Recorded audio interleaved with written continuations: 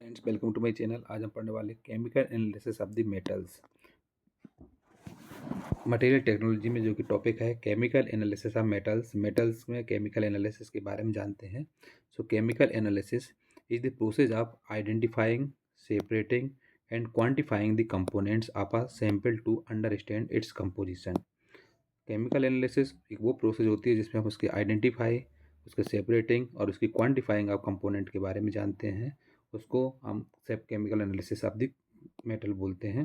So chemical analysis of metal में आएगा, chemical analysis is the process of identifying, separating and quantifying the components of a sample and understand its composition.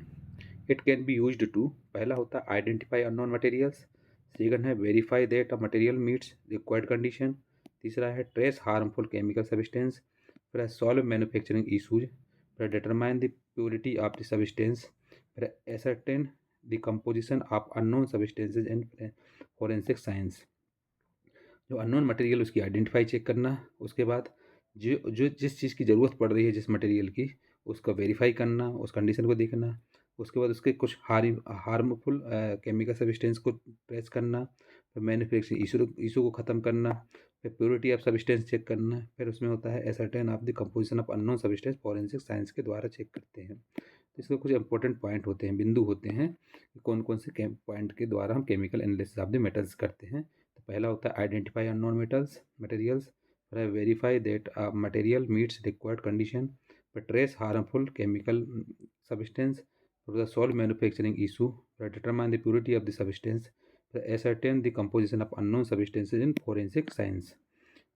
इसके अलावा chemical analysis is used in many industries including food and beverage, pharmaceuticals, and petrochemicals. It's also used in every life such as medicine and sports. इन सब में chemical analysis का use होता है। Chemical analysis का use हम विभिन्न प्रकार की इंडस्ट्री जैसे कि including food and beverage company में, फार्माक्यूटिकल्स में, पेट्रोकेमिकल्स में, और जो हम जनरल तौर पे अगर हम जनरल लाइफ में देखें तो वो मेडिसिन में भी इसका यूज होता है। फिर chemical analysis of different alloying elements of commercial metal.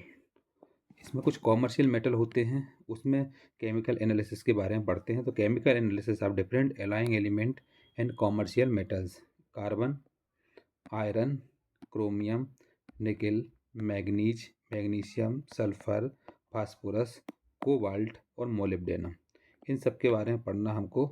इसमें केमिकल एनालिसिस के बारे में पढ़ना। डिफरेंट एलॉइंग एलिमेंट होते हैं जो कि कॉमर्शियल मेटल्स होते हैं। एक होता है कार्बन जिसका केमिकल फार्मूला सी होता है, आयरन इसका केमिकल फार्मूला Fe होता है, क्रोमियम केमिकल फार्मूला Cr होता है, निकल का केमिकल फार्मूला Na होता है, मैग्नीज का केमिकल फार्मूला Mn और मैग्नीशियम का Mg होता है, सल्फर का S होता है, फास्फोरस का P होता है, कोबाल्ट का Co होता है और मोलिब्डेनम का Mo होता है।